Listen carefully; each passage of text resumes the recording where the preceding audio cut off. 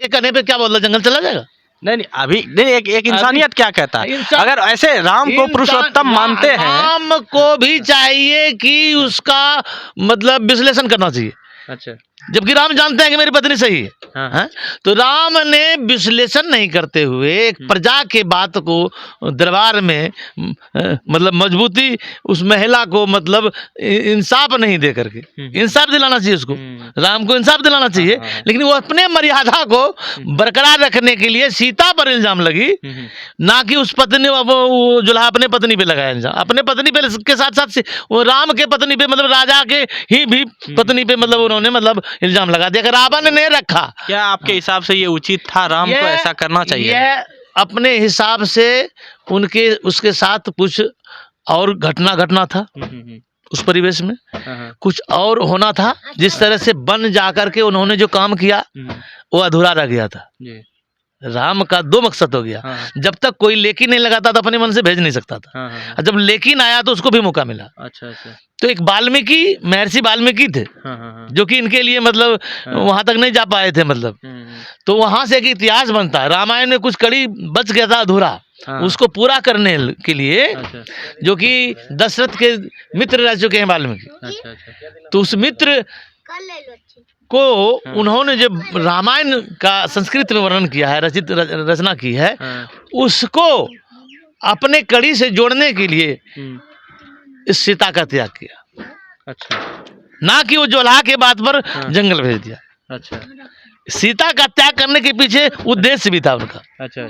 यह उद्देश्य था कि राम के घर में लब पैदा हो जाता या कुछ हो जाता, उस समय तो कुछ नहीं था, गर्भवती थी, तो घर में पैदा हो जाता तो घर में पलता पड़ता, फिर जंगल में तो जा नहीं पाता।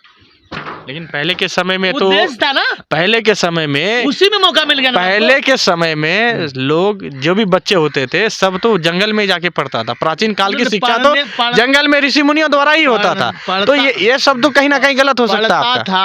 अब दो बात आ गया इसमें, राम का भी कुछ अपना कार्य अधूरा था, और जोल्हा जो पंडित जो अपना घर से निकली थी वो जजमन काम है, उसका भी मैटर आ गया। तो उसको भी उसको भी समझने के लिए और समाज को आपको मर्यादा को भी रखने के लिए और अपना कार्य करने के लिए दोनों चैनल आ गया उसके पास। उसके बाद सीता का त्याग करने के पीछे उद्देश्य हो गया कि वाल्मीकि को जोड़ना है, इतिहास को जोड़ना है। किसी को जोड़ने के लिए अपने पत्नी को जंगल में भेज देना, क्या ये उचित है? उचित नहीं है। जंगल में भेज देना यह तो जबरदस्ती हुआ। उस समय जंगल में गई थी, अपने से गई थी, उस समय 14 वर्ष जो रही स्वेच्छा से रही। इस समय इसमें प्रतिकार हुआ, उसके साथ अनाधिकार मतलब उसको भेजा गया। इसमें शासक बन करके किया, और उस समय याचक बन के गया था। शासक के साथ साथ वो एक पति भी तो था। पति का धर्म को खारिज करते हुए राजतंत्र का उन्होंने अपने आप सत्ता का उपयोग किया और सीता को वनवास दे दिया, जिसका परिणाम स्वरूप जो जिसने जैसा तो कह दिया कि जैसा काम करोगे वैसा फल भी मिलता है। फल की उपेक्षा उसके साथ जुटा।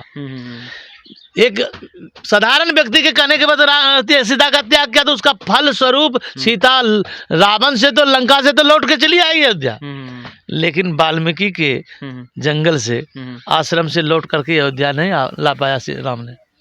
नहीं आई तो थी कहानी के हिसाब से।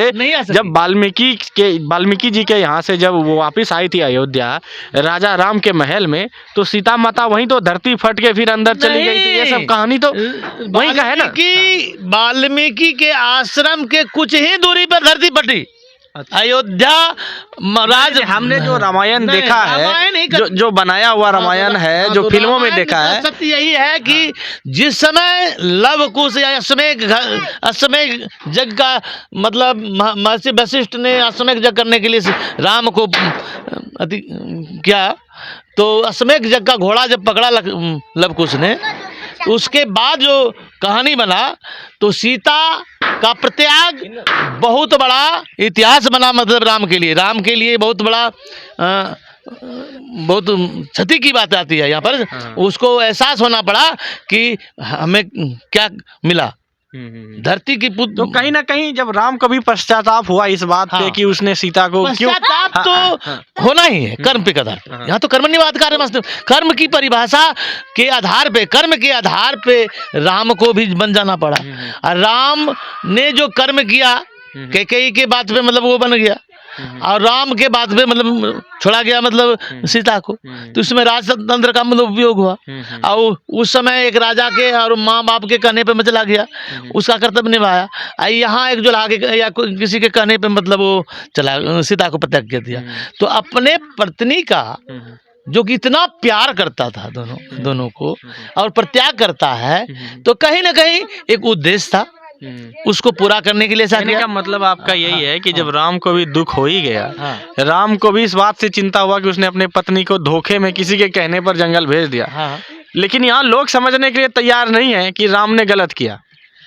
गलत सही का तो परिणाम सामने है, जो बोया तो काटा। यहाँ पर राम ने गलत किया, ठीक है। अब चलिए, राम ने गलत नहीं किया, परिवेश के आधार पर निर्णय लिया। अच्छा, गलत नहीं किया। तब तो ऐसे अगर किसी की पत्नी अगर 1-2 दिन कहीं बाहर रह जाए तो उसको सीधा भगा देना चाहिए, निष्कासित करना चाहिए घर से। अभी के परिवेश में क्या अपने पिता के कहने पे, माँ के कहने पे जंगल जा सकता है? तो अभी के कहने पे, अभी के परिवेश में ये नहीं चलेगा। अभी के परिवेश में तो कई लोग, राम का राज था, जिस समय राम आए थे, राम के राज में जो जो घटना घटी उनके द्वारा उनके साथ, वह यह साबित करता है कि राम ने प्रत्याग किया एक जनता के कहने पे कि उस पर लांछना लगा कि रावण ने 2 वर्ष उसके पत्नी को रखा, हम नहीं रखने वाले हैं, वह राम नहीं है हम।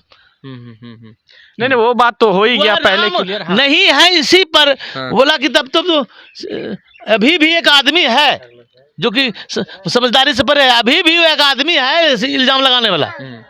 हम तो चाहते थे कोई इल्जाम नहीं है। नहीं, दुनिया तो लोग ऐसे तो इल्जाम सब पे लगाते ही हैं। इसका मतलब ये थोड़ी है कि राम सर्वशक्तिमान थे ना, वह तो मतलब सामर्थ्य में कछु दोष न गोसाई। राम में दोष तभी लगता कि उन्होंने अपने मन से उसको प्रत्याग करता। अच्छा, राम कहने का मतलब राम के पास बहुत शक्ति था। राम एक अद्वैत अभूतपूर्व मतलब अदृश्य शक्ति था, अवतार था, या मनुष्य के रूप में आया था मनुष्य कल्याण हेतु। जो मनुष्य के कल्याण हेतु आया, तो कल्याण हेतु ने पत्नी का त्याग किया। उसमें अपना और पराया उसके बीच नहीं ना, स्वार्थ की बात हटा दिया ना वहाँ।